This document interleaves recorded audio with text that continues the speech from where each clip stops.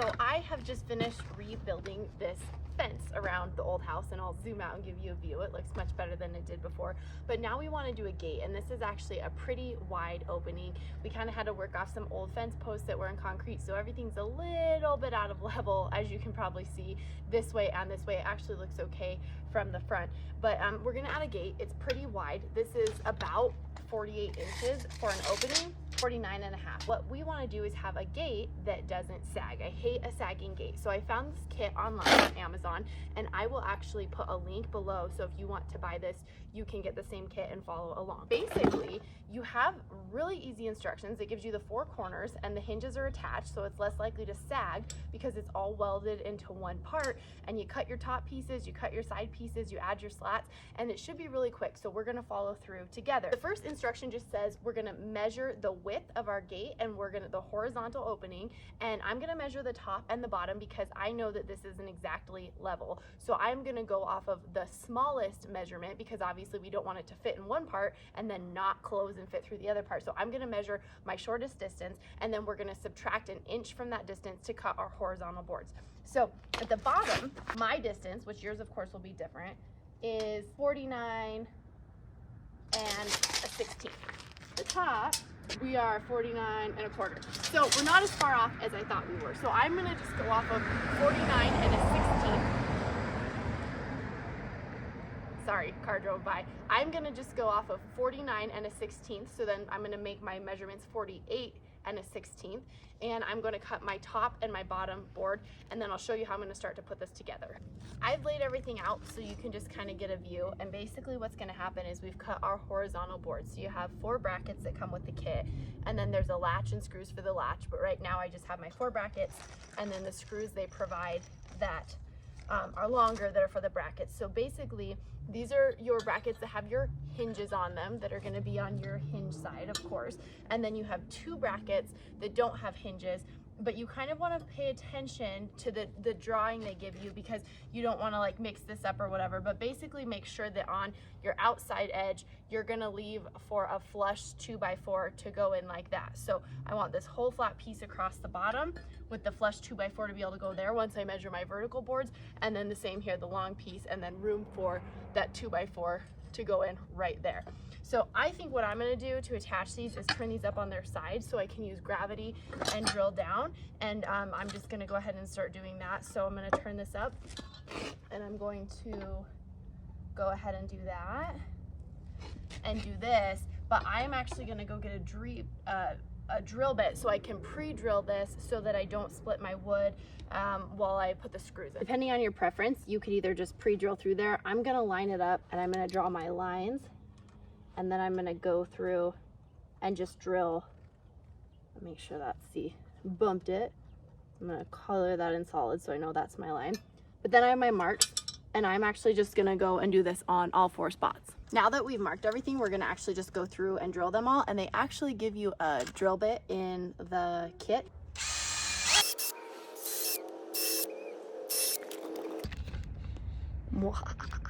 The screws that they give you to attach with, they give you black screws to match, and it has the star bit in it, and I think this is a T25. They give you a bit that comes with it. Now we are gonna go ahead and, if you haven't already, put your star bit on your drill, and then we're going to line up. And I know my drill skipped a bit when I was pre-drilling, so I might have a couple fun times on adjusting those. Going back down to look at what we're starting. So on the instructions, it says to start with this screw. So we're gonna do that one first and work our way out. And the instructions say where there's 2 holes, and I didn't realize this when I was drilling, if there's 2 holes, only use 1. And I don't know if that's just to maintain the integrity of the wood. So we're gonna do 1 here, 1 here, and 1 here. And we're gonna just go and do all 4 of our brackets.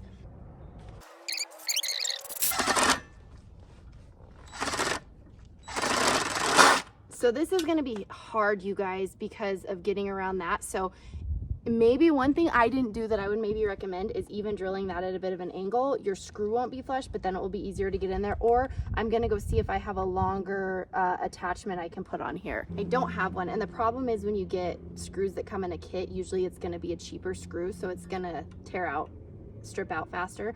So I know with this drill, this is not gonna fit. I'm gonna try on this one to do it at an angle and see if I have better luck. I pre-drilled it, so it might be kind of hard, and then I'll take this one out, but we're just gonna experiment. I can always recut this board if I have to. So let's play with it.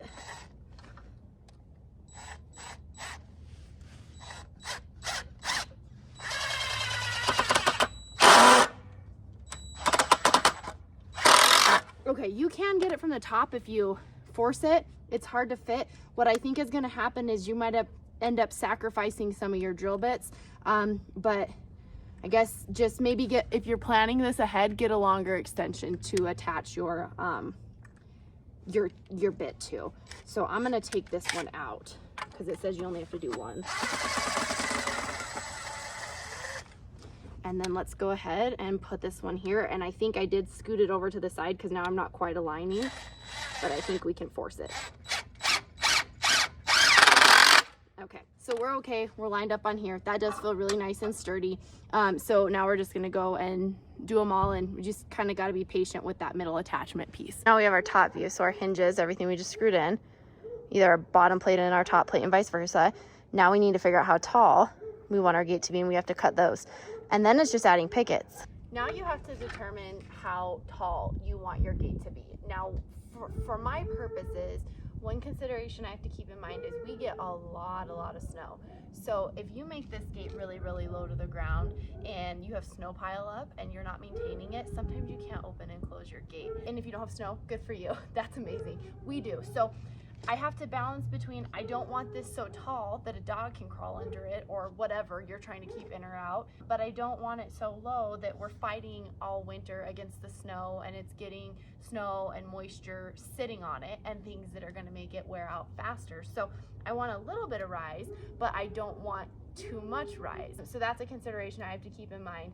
And then for me, on both sides, this side's gonna terminate a little higher because we have this little accessory that's gonna have our mailbox and our address and our street numbers on it. And then this is gonna be a little bit lower once we trim this off because this is gonna be where our gate latches. So just kind of take that into consideration before you decide your height. And then I have this piece of rebar I'm gonna cut out. So we're not worried about that. That's just from the old post. So I'll bring a grinder over here and cut that out. So for me, man, I think that I probably want my gate to be a little bit off the ground, but not so much off the ground that a dog can crawl under. So I probably want my gate to be, I'd say about 36 inches tall. Now you have to keep in mind, you have to deduct the top and bottom rails width because these are gonna go between that. So if we wanna be, again, I just wanna confirm that 36 is what I want, 36.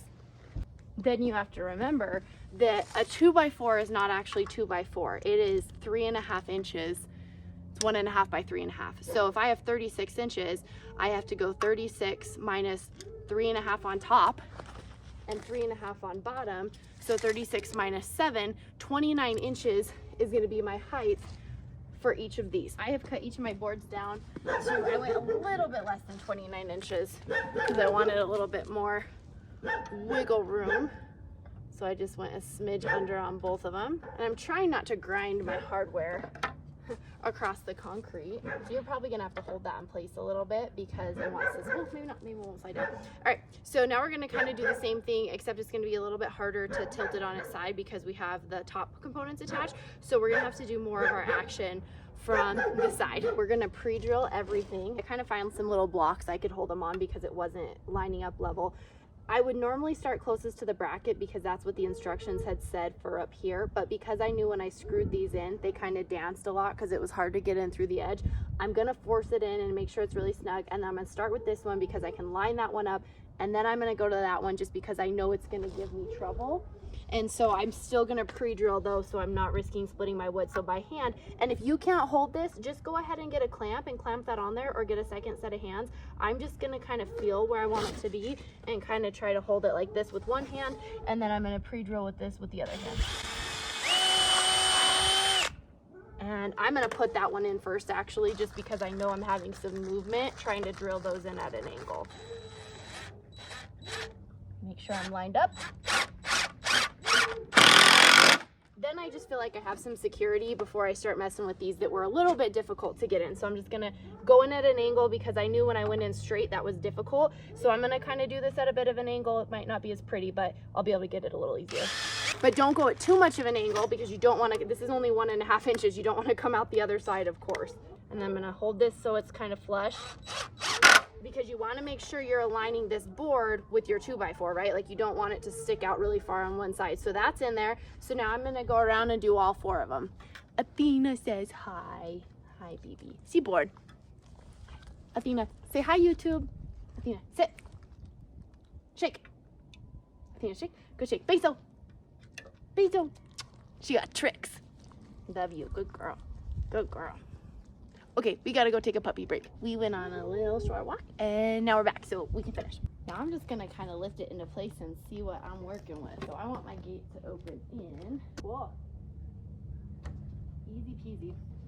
Just kind of sitting there. So I am gonna go ahead and I think because I don't have a second set of hands, I'm going to put I'm trying to decide if I want to put my gate up and then put my pickets on, or put my pickets on and then put my gate up. I think I'm going to put the gate up and then put the pickets on only because the pickets are going to add weight and it's going to be easier for me to secure this when it weighs less when I'm holding it up by myself. So I think I am going to go ahead and get some bricks and a level and stuff and attach this, and then I'm gonna go get my pickets and add those. I would say for working with one set of hands, it's definitely probably gonna be easier to not put your pickets on first, because you can reach through, grab things and adjust things and lift it and get it to height, and it's lighter. So I would, if you are doing this by yourself, I would attach the hinges before you attach the pickets. Your big thing is you want to get this level. I know that these are not aligned when you look at it visually, but that's because the actual fence is not quite level. So I wanted this to be level because I want my gate to open when it opens, and if it's not latched, if it's not level, your wind can catch it, and it's naturally like a door that's not level. It's going to open and close all the time. So of course we'll have a latch, but you do want to get it level before you screw everything in. So I've just done one screw to get it level, and now I'm going to go ahead and add all my screws in. I also forgot there's some little holes here, so we can add screws into those. I think that had I been paying attention, I would have noticed those and those on the side of the gate when we were building it and attaching the brackets. I would have attached those early on in my attachment process, because it would have helped with wedging this piece together. When I attached this upper one, because I had a bit of a gap, it did split my board some, not enough that I'm worried about it. But so if you're going through this, I would attach these when you attach all your bracketing. Even though I had tried to avoid it with my width, I did end up having to notch out down here because of that piece of concrete. This one, just this framing barely is above the height, but this piece I did have to notch out. To space my pickets, I started from the bottom because I wanted to control the size of gap I had at the bottom and work around that little piece of concrete that I had bumped out. So I started from the bottom, and then I'm using this as my gap. That's just the width I used on the fence. So I'm using the same thing on the gate, working my way up. And now I'm just gonna go ahead and add and attach each of my pickets.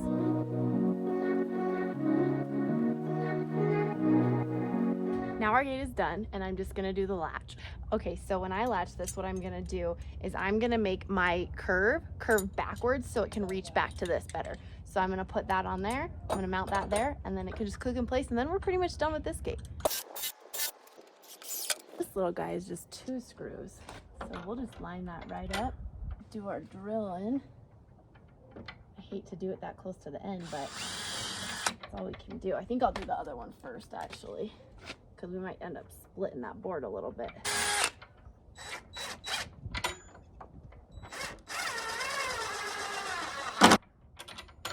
Make sure, yep.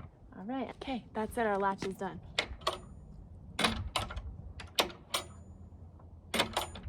There we go.